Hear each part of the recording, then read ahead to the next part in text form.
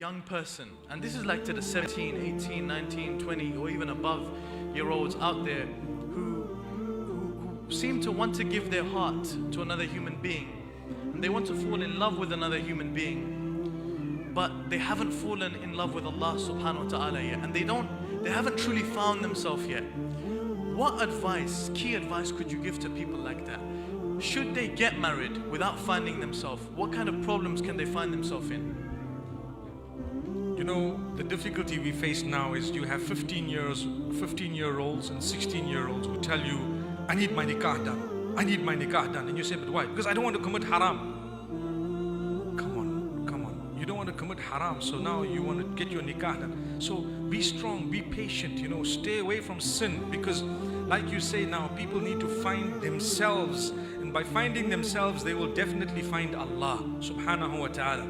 I always say, you will not even know that your choice of a spouse shapes your future until you get married, in a lot of cases. Your choice of a spouse actually determines a lot of your future. So choose well. And if you don't know how to, don't choose with your hormones. I promise you, that's what people do. They just choose with their hormones. It's a fact. It might have sounded a bit, direct, but it's a fact. People choose with their emotions sometimes. But wait, go back to the hadith, go back to the Prophet, peace be upon him. And I've always said the two most powerful organs, the heart and the mind, don't ever give anyone the control of those two, because they will hurt you. They will hurt you. You give that to Allah and you give it to anyone after that within what Allah has ordained.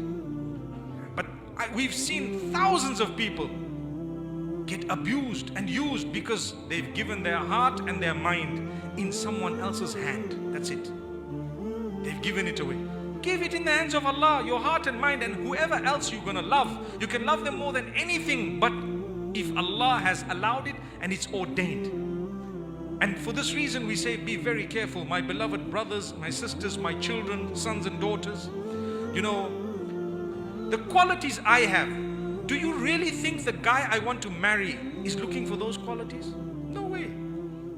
Or the girl who I want to marry is looking for those qualities? No.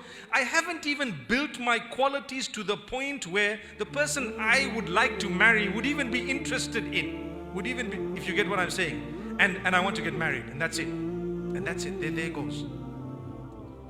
So learn to develop yourself. Learn to get closer to Allah. Look at people, look at others who are married, talk to them, see what it's all about. And this is why I say, my brothers and sisters, do you know when you go to school and you're growing, you're still finding yourself, you're still setting your foot on the ground. Sometimes we make big mistakes as we're growing up. Allah will forgive you, but the people who know about it will not forgive you. Allah will forgive you for the mistakes you've made. But unfortunately, the people, even your best friends, will be the biggest sellouts, because they are not Ghafurur Rahim. Allah is.